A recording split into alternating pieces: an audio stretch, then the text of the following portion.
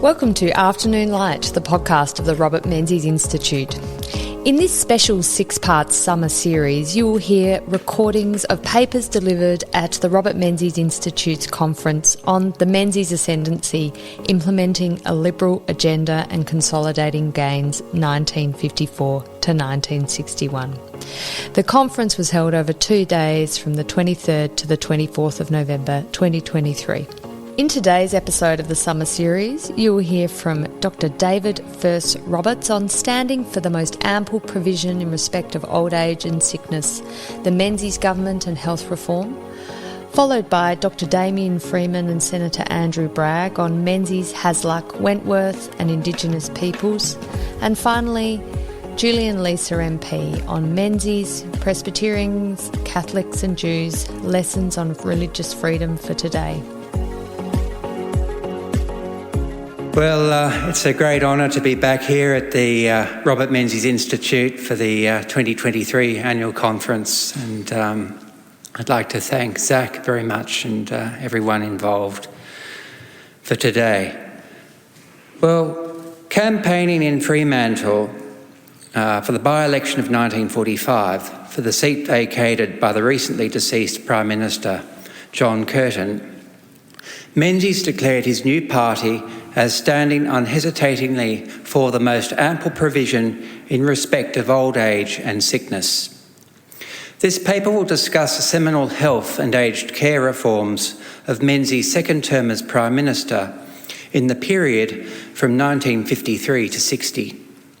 It will cover his government's main legislative achievements on public health, including the National Health Act of 1953, the Aged Persons Homes Act of 1954, and the Pharmaceutical Benefits Scheme implemented in 1960. When Menzies returned to power in 1949, he desired to chart a new direction in health policy from the preceding Chifley Labor government. Reflecting liberal principles, such an approach would seek more of a private enterprise answer to the treatment and care of the sick. And private enterprise here meant not only commercial businesses, but also churches, charities, and other voluntary associations. To better appreciate the landmark health reforms of Menzies and his government, it is valuable to just explore the liberal philosophy from which they sprung.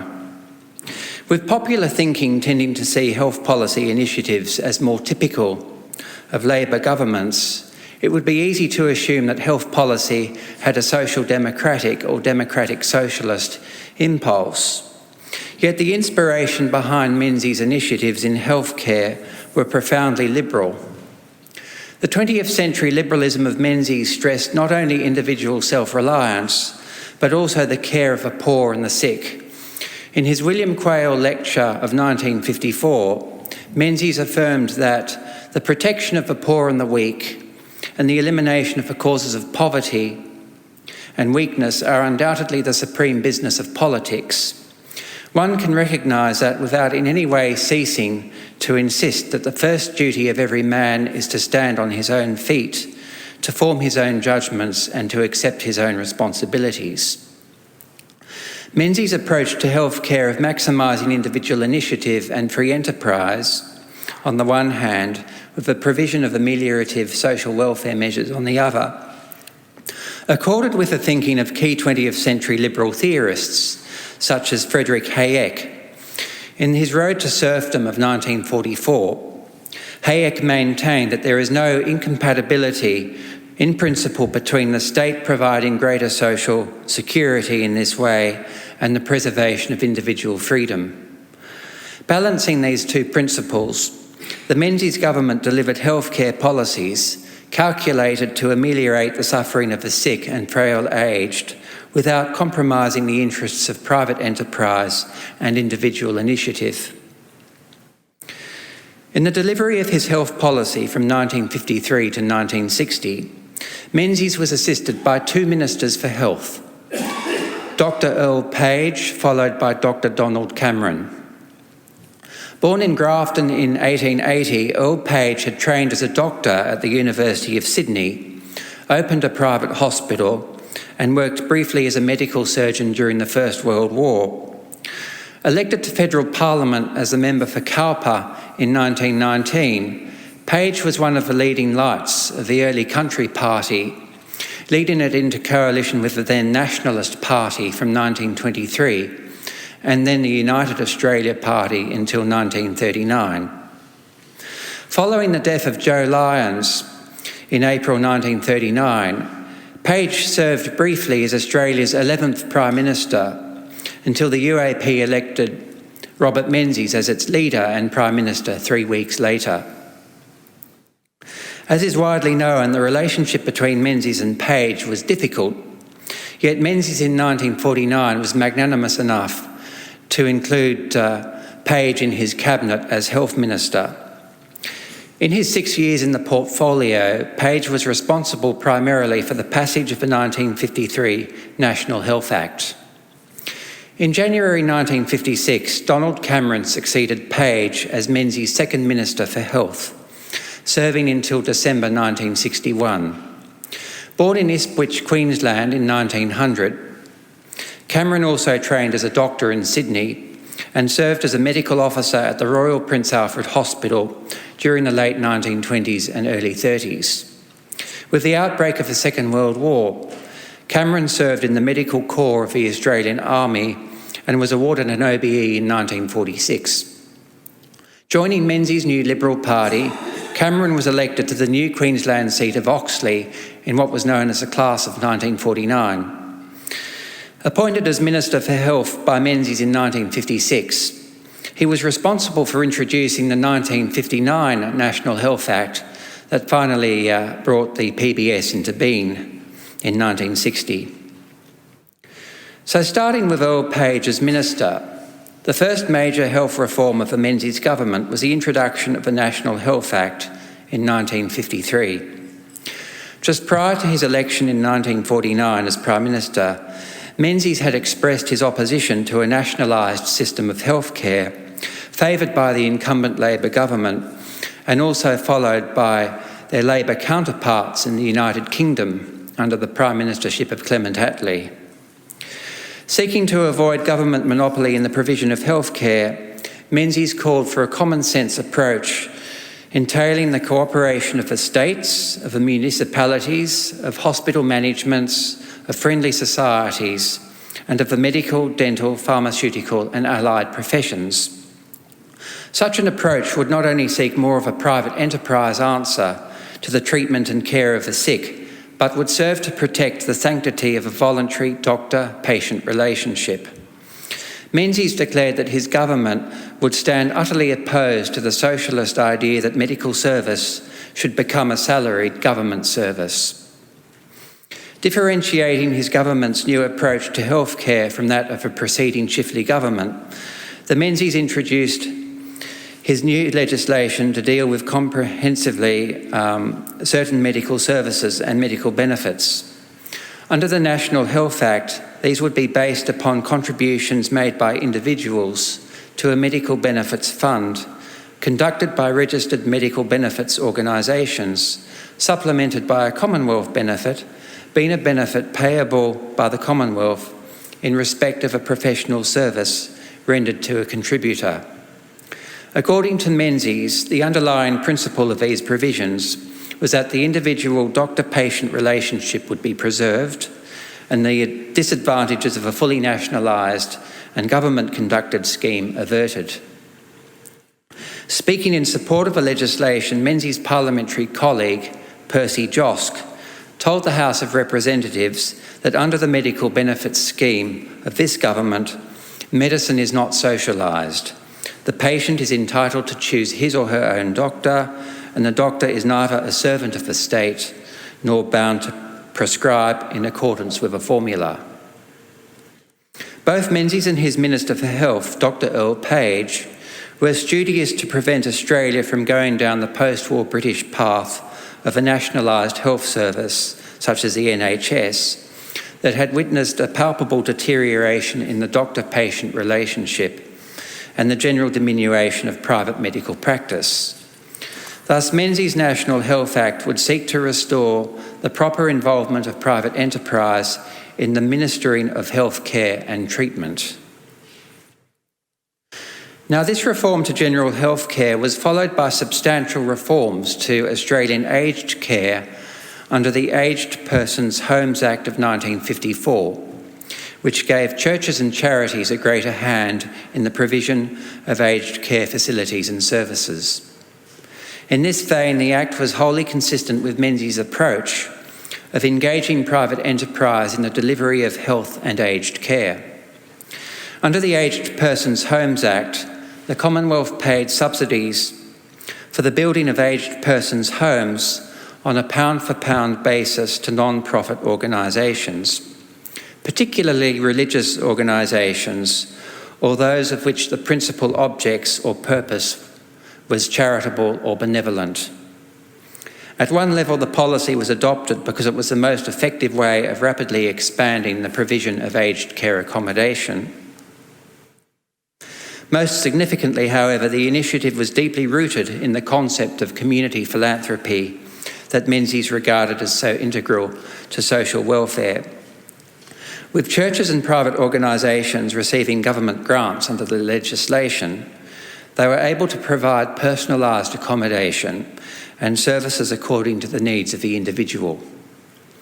Introducing the legislation to Parliament, Menzies' Minister for Social Services, William McMahon, who later became Prime Minister, of course, told the House of Representatives that the Commonwealth was anxious to provide leadership, to provide a solution to what is a delicate human problem, the care and companionship of aged people. On the economic side, the legislation would contribute to the capital cost of approved homes for aged people, whilst on the social side, it would enable older persons to live in their surroundings as close as possible to those of normal domestic life. With all the associations we think of when we think of our home, in particular, the companionship of husband and wife would be preserved. A few years after the passage of the Aged Persons Homes Act in 1954, Menzies spoke with great pride of its legacy when he addressed an audience of Wesley Mission in Sydney. And he said, "Why is it that I am so proud of this great matter of homes for aged people? It isn't because they're institutions, it's because they are homes.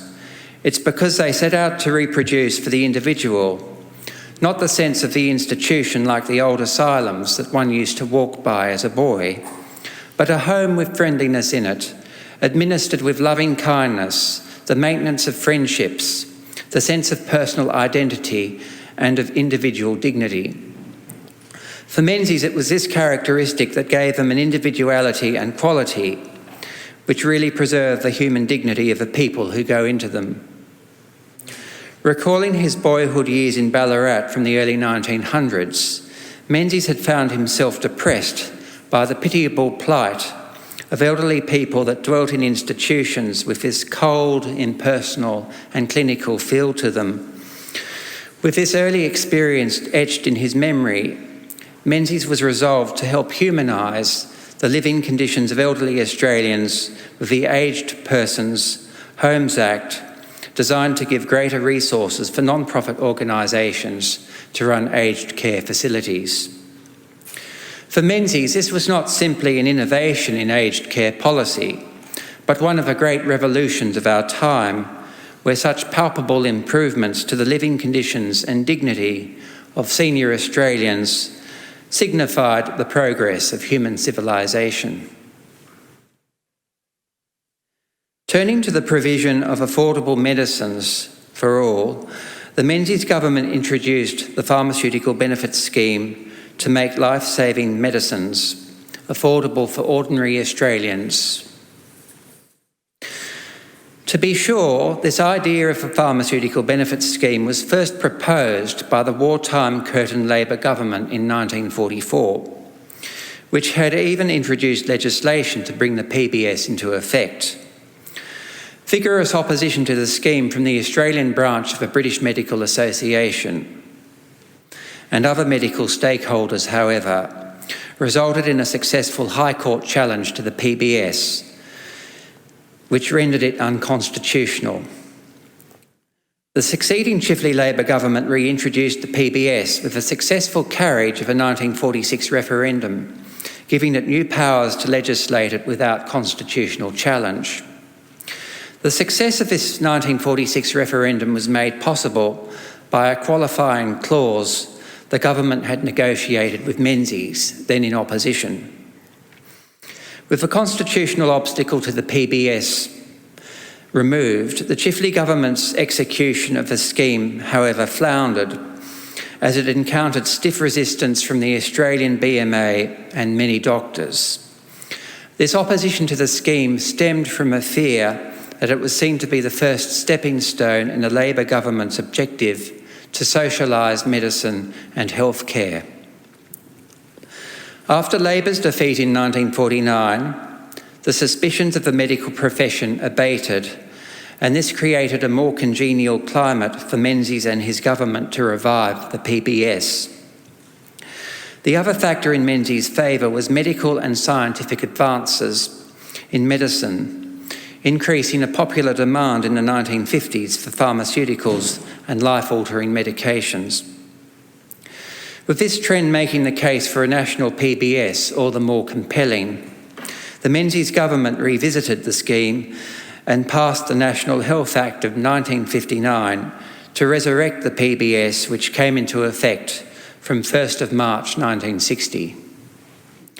Speaking of the rationale behind the new PBS, Menzies Minister for Health, Donald Cameron, told Parliament in 1959 that such initiatives needed to be capable of modification and improvement from time to time as circumstances permit, yet done in a way that is financially responsible and not unduly burdensome to taxpayers.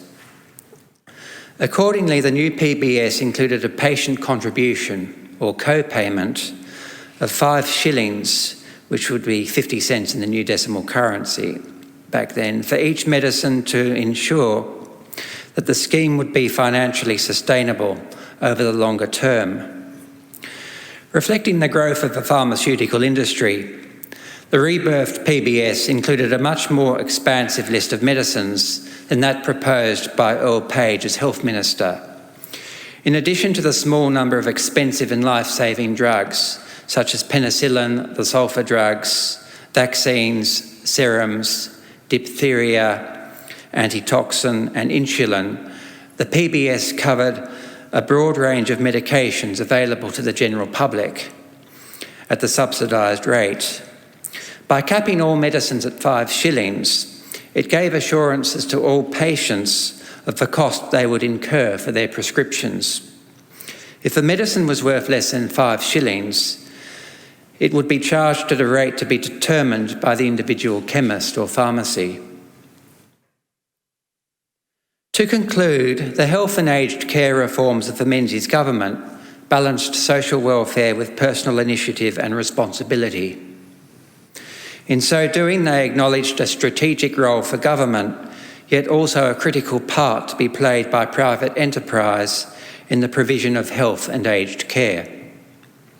Vesting individuals with a greater sense of responsibility was the thinking behind the contributory principle, integral to both the National Health Act of 1953 and the relaunched PBS in 1960. As the practical outworking of Menzies' liberal philosophy, Australian health and aged care would make ample provision for the sick and the aged, but with policy mechanisms in place to ensure that such obligations did not fall to the shoulders of government alone, but to the goodwill, initiative and resource of personal individuals and private enterprises. Thank you very much.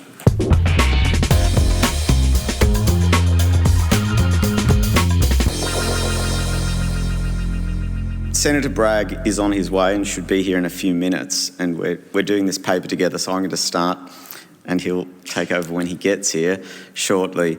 The idea for this paper came from the fact that I, as the general editor of the Kapunda Press, commissioned Andrew Bragg to write a book a couple of years ago, which was called Burudja, subtitled The Liberal Case for National Reconciliation. And his book consisted of 3 essays, the first of which was a sort of long historical essay about the Liberal Party and its approach to Indigenous affairs. And so I thought it would be fitting to adapt that and reflect on some of the themes in that looked at this period of the Menzies ascent. So I'm going to offer some introductory remarks and then he'll take over when he gets here. I have to express my thanks again to Zach for being generous in allowing us for a sort of broad understanding of the Menzies ascent period in this essay, because we're really looking at things that happened the year before, from 1953, and things that get underway at the end of this period, but don't actually fall into legislation until just after the period.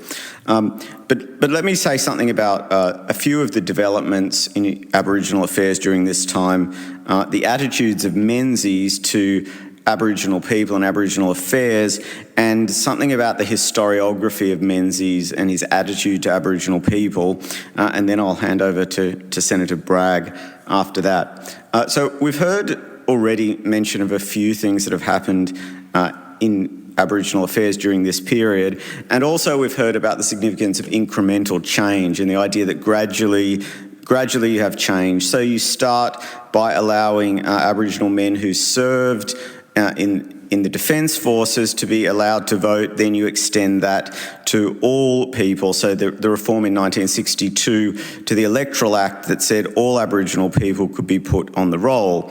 And it is a feature that this happens incrementally. The most significant thing, I think, is the Welfare Ordinance of 1953, which is introduced by Hasluck and which is developed on the basis of the principles of assimilation and social advancement, which will be one of the 2 main things that Senator Bragg will talk about after I finish. The other thing that he'll talk about is William Wentworth, and his work to establish IATSIS, the Australian Institute of Aboriginal and Torres Strait Islander Affairs. And Wentworth writes a paper in 1959, and he's advocating for this, and gradually it gets enough support that an interim council is set up, and then finally an Act of Parliament to give it a statutory basis. And those would be the 2 things that Senator Bragg will talk about. The other major achievement of this period, another example of incremental change, is the Social Services Act of 1959, which enabled increased numbers of Aboriginal people to receive social service benefits from the Commonwealth. And it enabled all Aborigines who were not designated as nomadic or primitive to receive maternity allowances, widows' pensions, old age and invalid pensions, unemployment benefits and sickness benefits. Prior to 1959, access to benefits was dependent on Aboriginal people being exempted from the state and territory protection laws. So you see, this is another example of how gradually change allows the people to come into the general approach to social security rather than a special treatment. As I say, the Electoral Act is reformed in 1962, and then just after the period we're interested in 1965, Menzies introduces his bill for a referendum that would have allowed Aboriginal people to be counted in the census, but would not have changed the race's power. And of course, in 1967, Holt does introduce a bill for a referendum that changes both of those things, and there's something to be said about why it is that Menzies is more cautious there, but I think if Senator Bragg has time, he'll say something about that. What I'd like to say something about now is what we know about Menzies' attitude to Aboriginal people. If you look at the history books, I think I think there's a tendency for historians to make a bit too much of these things. They pick out these very small anecdotes and really, I mean, what it seems to say to me, well, let me say a few of the things. So one of the things he's asked what his early recollection of Aboriginal people is, and he speaks of his admiration for their aptitude for football. So he seems to remember them in a positive way. Then he changes his tone, apparently, and becomes more dismissive and talks about them as an idle community lacking ambition. And you see these sort of scraps that historians draw on trying to create a narrative that I think is maybe a bit unfair. It is clear that he, towards the end of his life, he spoke about the Aboriginal problem in a way that suggests to Troy Bramston that he was a neo-Darwinist. I think Bramston actually means a social Darwinist, but anyhow, it's clear that he still has an idea that there's a hierarchy of races, and that some races are superior to other races, and that Menzies says that he regards the Aboriginal race as the lowest form of human life. He, on official visits, again, it's pointed out, well, sometimes he didn't seem to be very interested in engaging with Aboriginal culture. On one occasion, he declined an invitation to view Aboriginal paintings at a gallery set up by Albert Namatjira. On the other hand, it's also recalled that on at least one occasion, on one of these official visits, he showed great tenderness when he was taken to see some Aboriginal children on a Presbyterian mission, and he was nursing them on his knee, and he was singing softly to them, and people were moved by how strongly he felt the affection that he clearly demonstrated towards them. So, I mean, my sense is you can't really read too much into any of this, because I think, he showed a range of different attitudes, and I don't think we should be trying to make more of it than that. One thing that does tell us something about his personal attitude is his relationship with his driver, Alf Stafford. And there's a long essay being written about this. Stafford was a Gamilaroi and Darug man. He was in the service of the Commonwealth Transport Department for quite a long time. He drove Menzies, and he bonded with Menzies over a love of cricket, and Menzies clearly became quite close to him. He intervened on a number of occasions to help him out and to create opportunities for him, and they had a long and close relationship. When Heather Henderson was interviewed about him later, well, she was reunited with Stafford's children, who she'd known as a child, and then she was asked about this, and the Paul Daly, who wrote an essay about this relationship, asked her if she or her father realised that Stafford was Aboriginal, and she said to him, I mean, when we look back at photos of my father, of course he was, but back then you didn't even give it a thought. And Daly adds a gloss to this, saying, Menzies was no fool, he could probably work it out for himself, but Heather just said it never occurred to her. And I think there's something to her recollection and to the gloss here, because you see Menzies as someone who is comfortable engaging with Aboriginal people as individuals, but someone who didn't seem to take any particular interest in them as Aboriginal people. He was concerned to address the needs of Aboriginal people as people, but didn't see any particular significance in them or in their needs as Aboriginals. And the last thing I want to say before I hand over to Senator Bragg is to say something about the historiography, the attempts by three historians to make sense of Menzies and his attitude to Aboriginal people.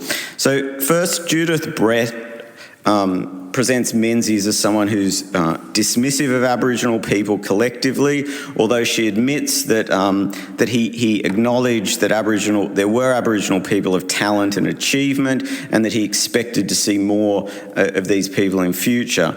A.W. Martin seems to have the strongest expression against Menzies. He claims that Menzies showed no curiosity about Aboriginal populations, and he suggests that Menzies' personal lack of interest in meeting Aboriginal people and observing Aboriginal culture symbolised what in many quarters was a prevailing attitude of his time. Troy Bramston rejects Martin's analysis. He points out that there were important initiatives in Aboriginal affairs, some of which I've mentioned, and he rejects the claim that Aboriginal affairs were not on the political agenda at this time. Bramston says that it's clear that Menzies' attitude to race was outdated by the 1960s, and he points out that the fact that when we have the referendum in 1967, there's already a change from what had been proposed in 1965, and he says that reflects the sense in which Menzies was out of date in his thinking about attitudes to do with race in relation to immigration and Indigenous affairs. Bramston says that his final conclusion is, he says that Menzies lacked empathy and understanding of these matters. And it's this conclusion about Menzies lacking empathy and understanding that I'd like to end on, because Bramston may be correct that notwithstanding the developments that happened, there was a lack of empathy and understanding on Menzies' part, but it's significant that Menzies didn't frustrate people in his own government and his party room who did demonstrate empathy and understanding. And really, I think that's the example of Hasluck and Wentworth. Hasluck clearly does demonstrate understanding of Aboriginal people, and this informs his policy making, and Wentworth demonstrates a genuine empathy towards Indigenous people, and that influences his activities in this area. And both of these things happen under Menzies, and I think it's important at least to see his legacy as having enabled these two things. So I'm going to hand over to Senator Bragg to talk a bit about what we see as the significance of Hasluck, Wentworth and Menzies.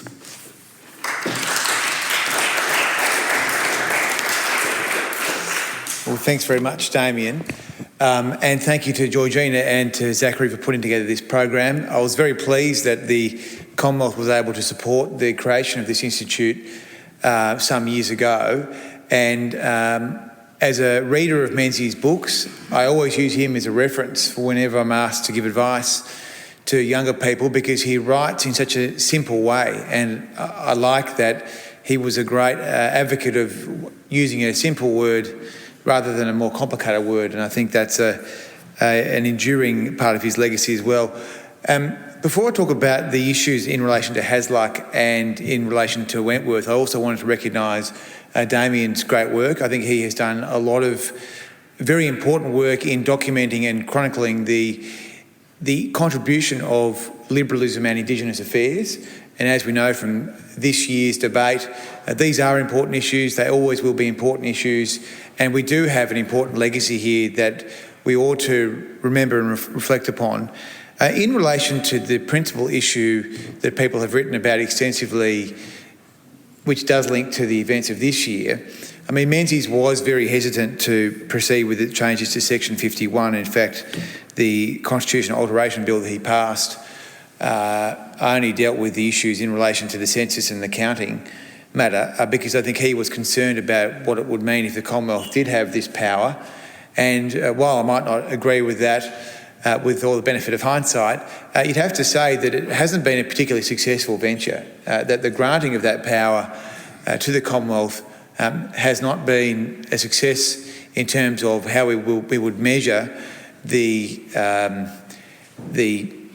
potential and the capacity of the laws to improve the position of Indigenous people in our country over these last 50 years. And so maybe it was his natural hesitation to grant governments more and more powers. Maybe that was a sound position, and one that I think I've changed my mind on it a few times. But right now, I probably wouldn't have changed what Holt had done. But I think it is a good lesson that just because you grant a power to a government doesn't mean it's going to do a good job with it. So in relation to Hasluck, I mean, as Damien has said, he did take a great interest in these matters going back to his youth, and it was the Welfare Ordinance of 53 where the Commonwealth started to move away from race-based policy into a social approach. And I think Hasluck, if you look at his contributions over his lifetime, he showed a real and genuine interest in these matters. And of course he was part of the Menzies Government, which ended up passing the voting rights reforms of 62, which many people have conflated with the 67 referendum, which people in this room will know only too well. But Hasluck, I think, did show a great deal of compassion, as Damien has set out. Wentworth is one of the more interesting characters in the history of the Liberal Party. I'd have to say I think he's been too easily forgotten. When I interviewed Philip Ruddock, who'd served with Wentworth for the project that Damien and I worked on together a couple of years ago, I mean, Ruddock described Wentworth as someone that would, on a parliamentary recess, go into his four-wheel drive and disappear into the bush for weeks and weeks because he wanted to better engross himself in the culture and the matters which were important to Indigenous people. So he was an interesting character for his day, and I think even today he's an interesting figure. So the question of the role of the Liberal Party in playing a role in conserving Indigenous culture I've always thought was an interesting one. I would say the biggest step taken to conserve Indigenous language, culture and so on was taken with the establishment of AATSIS, which is the Institute for Aboriginal and Torres Strait Islander Studies. Now, this was put onto the agenda, as we wrote in our paper, by Wentworth in a speech in 1959. Now, the Menzies Government then passes the AATSIS legislation in 64, and then Wentworth is the first Minister for Aboriginal Affairs, of course, in the Holt Government. So he becomes the person in charge of the agency that he has sought to establish. And he sought to do that with people like Stanner and some of the other anthropologists of the day. But I mean, effectively, the idea was that these things were only going to be around for a particular timetable, time frame, and they needed to be conserved, and they have been. And for anyone who's been through AATSIS in Canberra, I mean, it is an amazing treasure trove of different bits and pieces of language and culture. And a lot of it is, of course, captured on different materials which are degrading because of age and time, and I think they're spending a lot of money on trying to keep all that together. But effectively, Wentworth was a radical in his day, and he did consistently put in his public advocacy a view that was early in its day on the notion of overturning paternalism. I think he was very much of the view that if we're going to be making policies or doing things in these areas, that we ought to be trying to engage as closely as possible with the people who were the subjects of these laws and these policies. And the quotes appear in the chapter that Damien and I put together. But effectively, he makes these statements in relation to the running of AATSIS, and he makes these statements in relation to the introduction of other bills and legislation. So effectively, in summary, as I said, I mean, I've got an open mind about whether or not the granting of power to the Commonwealth in 67 was I think it was the right thing on balance, but I don't think it's been used effectively. I think the issues we've been discussing this year, I think, is a good justification for that. So in a sense, Menzies was vindicated in that he was hesitant about that. Look, Hasluck and Wentworth were both radical for their day, and I think they both made very strong and enduring contributions. And we have got to do a better job of talking about the good things that we have done along this journey. And Labor is much better at the mythology and much better at talking about what they've been able to do over the long run of history. Whereas if you look at some of the substantive elements, whether it would be the Fraser government and land rights, or whether it be the referendum that Holt did in '67, or even, as I say, the establishment of a body that was designed to conserve this culture and tradition through AATSIS. I mean, these are all things that have been done, and a lot of them were anchored around that Menzies period. So I think if the historical position has been by the mainstream that Menzies was indolent or not interested, or didn't have ministers that wanted to do things in this space, I mean, that is a false reading of history. And so I wanted to commend to you again the work that Damien in particular has done over the long run. I think it's an important contribution, and irrespective of whatever has happened this year, I think these issues are important issues in our country, and we ought to maintain a level of study on these matters.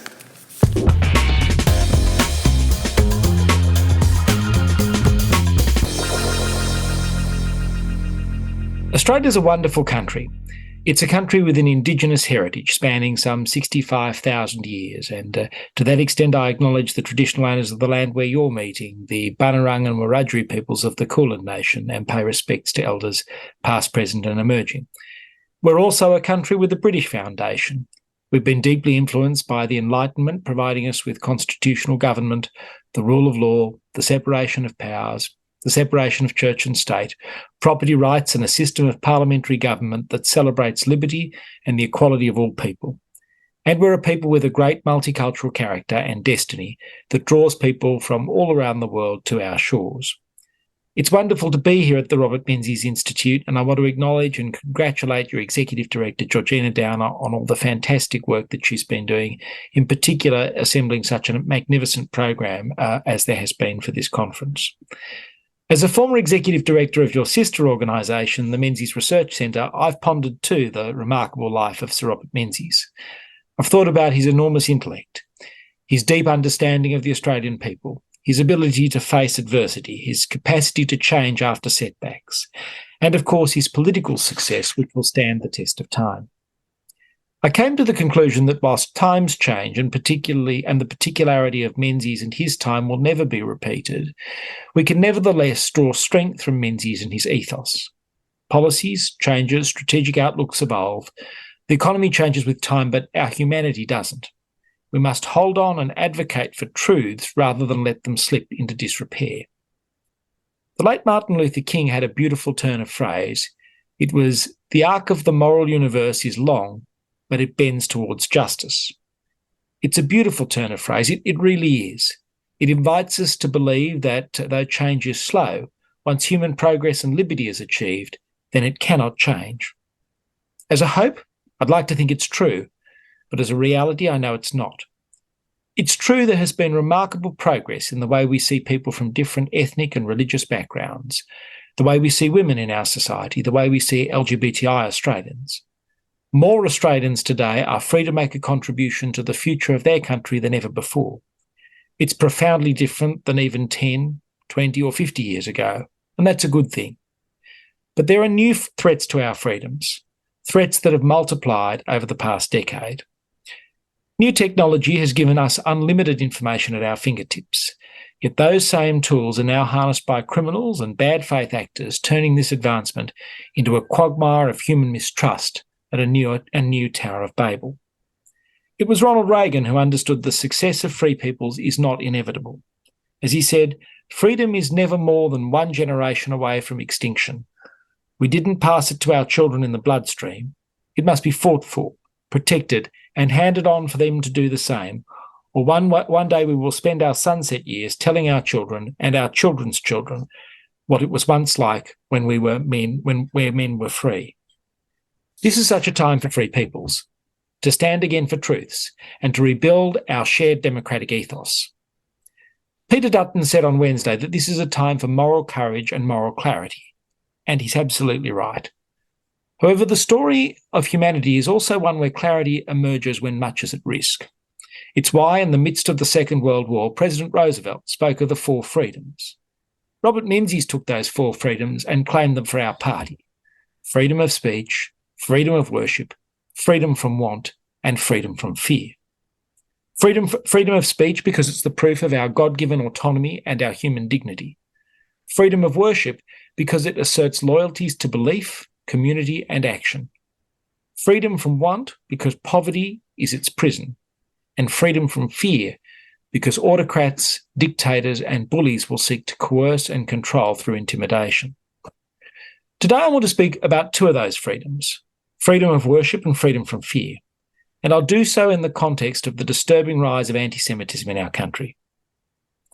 I love our country and I'm a proud Australian. Indeed, I'm a proud Jewish Australian. I love my country, I love my local community, and I love my faith community, which has contributed so much to the life and to the values which I try to bring to my contribution to Australian public life. This is the story of Jewish Australians.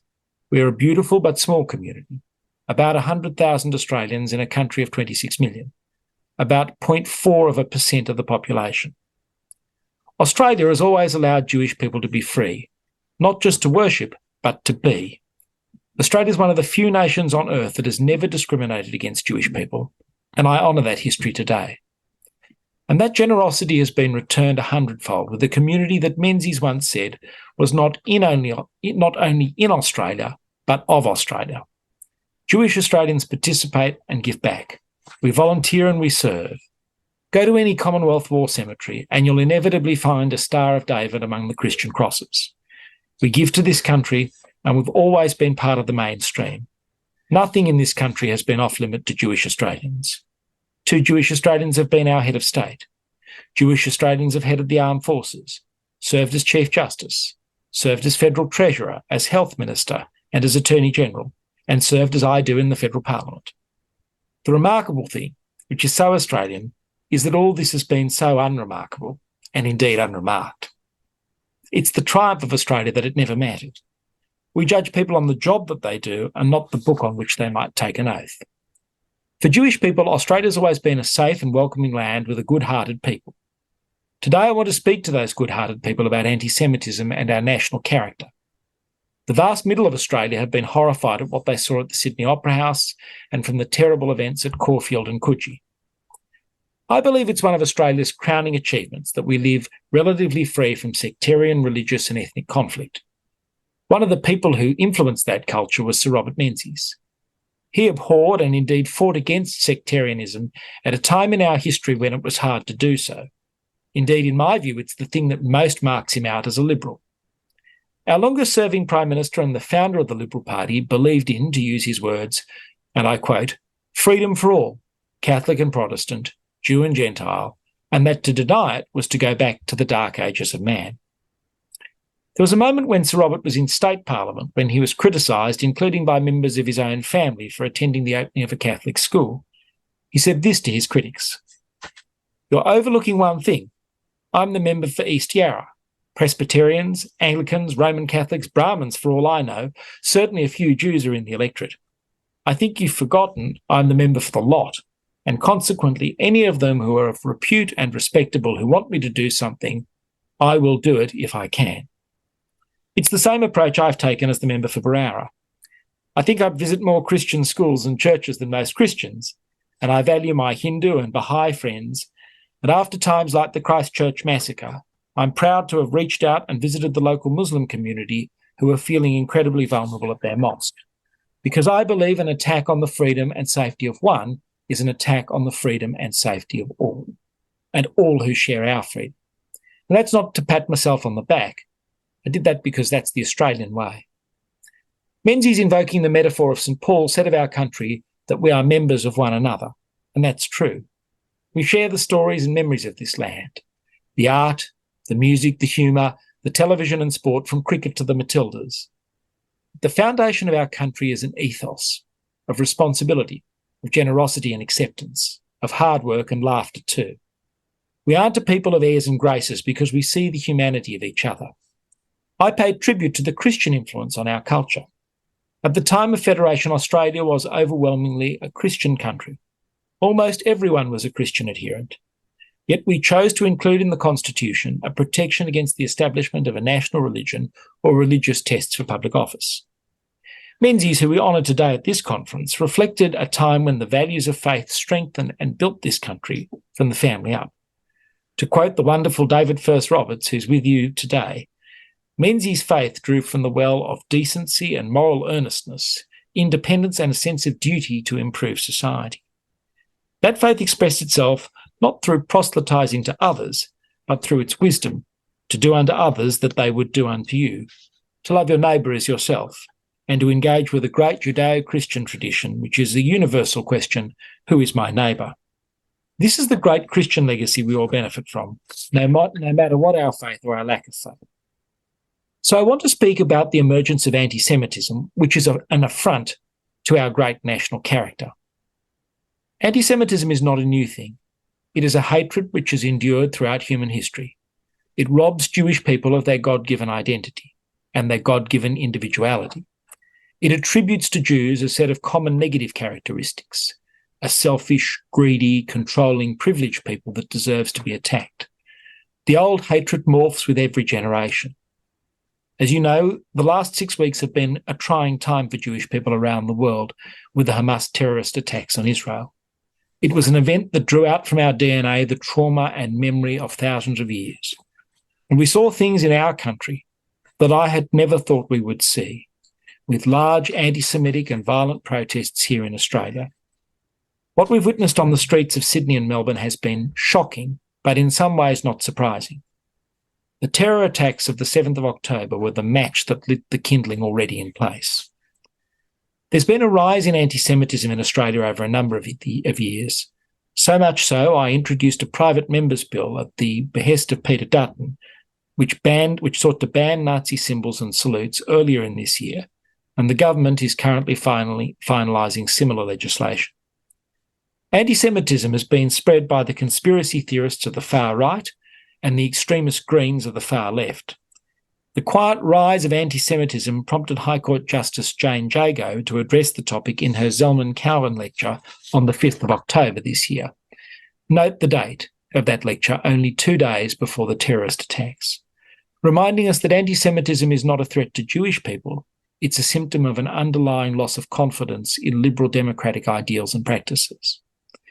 Quoting the UN Special Rapporteur on Freedom of Religion and Belief, Ahmed Shahid, Justice Jago reminds us that anti-Semitism is the canary in the coal mine of global hatred. As I said, the kindling was there. It's been quietly growing over the years. The petri dish of this cancer is the campuses of our universities. In August this year, the Australian Jewish University Experience Survey was released. It was undertaken by the Social Research Centre on behalf of the Zionist Federation of Australia and the Australasian Union of Jewish Students. The survey found some disturbing statistics. 64% of Jewish university students in this country had experienced anti-Semitism at university. 89% of these had experienced anti-Semitism in the last 12 months. 57% of Jewish students had hidden the fact that they were Jewish at university, and 19% had at some point stayed away from campus because of anti-Semitism. Just think about that, nearly 1 in 5 Jewish students staying away from campus because of anti-Semitism. When anti-Semitism occurred, 85% of students did not make a complaint, and those that did complain, 61% were dissatisfied with the outcome. Why is this? Because anti-Semitism is a byproduct of a flawed worldview being taught on our campuses. I call the anti-Semitism of the campus the anti-Semitism of the far left. It's different from the anti-Semitism of the far right. The anti-Semitism of the far right lives within the conspiracy theorists, the anti-vaxxers and the isolated. The anti-Semitism of the left grows on our campuses and is festered in classroom and discussion groups. It takes the lens of the modern left, seeing the world through the lens of the oppressed and the oppressors, that justice in the world is denied through inherited privilege, and that privilege must be struck down. Their argument goes as follows, and I've taken this directly from a left-wing piece that is online. If there are 1,000 people, 10 of them would be in our top 1%. 20 of them would be Jewish. 9 of them would be Jewish and in the top 1%. Then the clincher, and that brings together the entirety of modern left teaching. Ending white privilege, and I quote, starts with ending Jewish privilege. Little wonder then that we've seen the massive overlap between those who are part of the Black Lives Matter movement in the United States and in Australia and those now undertaking anti-Semitic protests. Let me be very clear. I support the right of any group to make peaceful protests. I particularly support the right of people to protest whom I disagree with, because that's what freedom is all about, the right of all of us to speak up. But mostly we haven't witnessed peaceful protests. On the steps of the Sydney Opera House, crowds chanted, "Kill the Jews, gas the Jews." We witnessed the appalling events at Caulfield targeting a synagogue as Jewish Australians were trying to observe Shabbat. We observed convoys targeting suburbs and streets with significant Jewish populations at night, and graffiti targeting Jewish businesses and homes. These anti-Semitic attacks conflate a person's Jewish faith and identity with a disagreement with the policies of the government of Israel. As Justice Jago reminded us in her 5th of October lecture, anti-Semitism involves the fallacy that Jews are an indivisible and non-individualised whole that can somehow be equated with and held collectively responsible for every action of Israel. In other words, the anti-Semitism directed at individual Australians is disguised by arguments about Israel and Gaza. As Georgina Downer put it so eloquently in her op-ed earlier this week, dressing anti-Semitism up as anti-Zionism doesn't vilify Jewish people any less. That is the challenge for the far left. In their almost semi-religious ideology with its focus on attributes, be they gender, race, religion, sexuality, all of which denies us our individuality, our autonomy, and our God-given gifts. It takes us back to ancient times where punishments were dispensed to sons and daughters for the sins of the parents. The world cannot only be seen through the lens of oppressors and oppression, or justice and injustice. It must be seen through the lens of freedom and choice, and individualism and autonomy, and through a lens that respects our differences. Let me say something, friends, about the way ahead. There are many ways we can tackle this moment. At the personal, community and national level, there are many things we can do, but today I want to focus on one area, and that is our universities. We have to engage in what is taught and the outcomes that follow, and we have to engage in the day-to-day policies that are making Australian universities anti-Semitic hotspots. Along with my friends, the Labor member for Macnamara, Josh Burns, and the independent member for Wentworth, Allegra Spender, I co-chair the Parliamentary Friends of the International Holocaust Remembrance Alliance, or IRA. Our work has been to give practical effect to Holocaust remembrance through education and policy change. Long before the terror attacks of the 7th of October, the three co-chairs wrote to universities across Australia calling on them to adopt IRA's definition of anti-Semitism. That definition spells out what anti-Semitism is. It includes things such as calling for, aiding or justifying the killing or harming of Jews in the name of a radical ideology or an extremist view of religion, making mendacious, dehumanising, demonising or stereotypical allegations about Jews, such as the power of Jews as collective, such as especially but not exclusively the myth of a world Jewish conspiracy or of Jews controlling the media, economy, government or other societal institutions. Drawing comparisons of contemporary Israeli policy to that of the Nazis, and holding Jews collectively responsible for the actions of the State of Israel. Of Australia's nearly 40 public universities, only Monash, Melbourne, Macquarie, Wollongong, and the University of the Sunshine Coast has fully signed up. Mostly, we've been met with silence and excuses.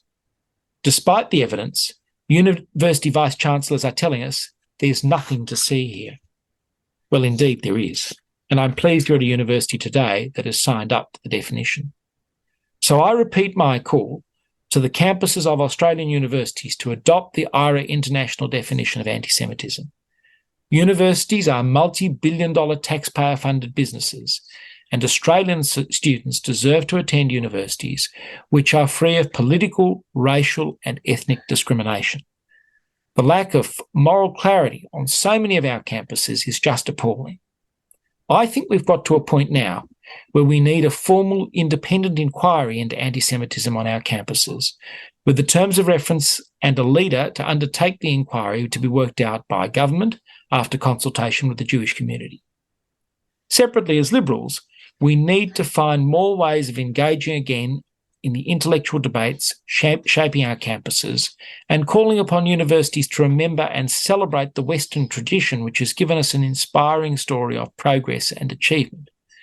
We see bright sparks with the Ramsay Centre's work at the University of Wollongong, the University of Queensland and Australian Catholic University, as well as the emergence of colleges such as Campion. However, we need to identify ways of accelerating a culture that celebrates democracy rather than one which seeks to tear down our liberal democratic traditions. Let me say something in conclusion about the Greens and anti-Semitism. We must tackle the hotbeds of anti-Semitism, and that includes calling out those who are whipping it up. It doesn't appear to me to be an accident that the epicentres of anti-Semitic rhetoric and action appear to be in areas where there is political jousting between Labor and the Greens, that is, the inner suburbs of our major cities.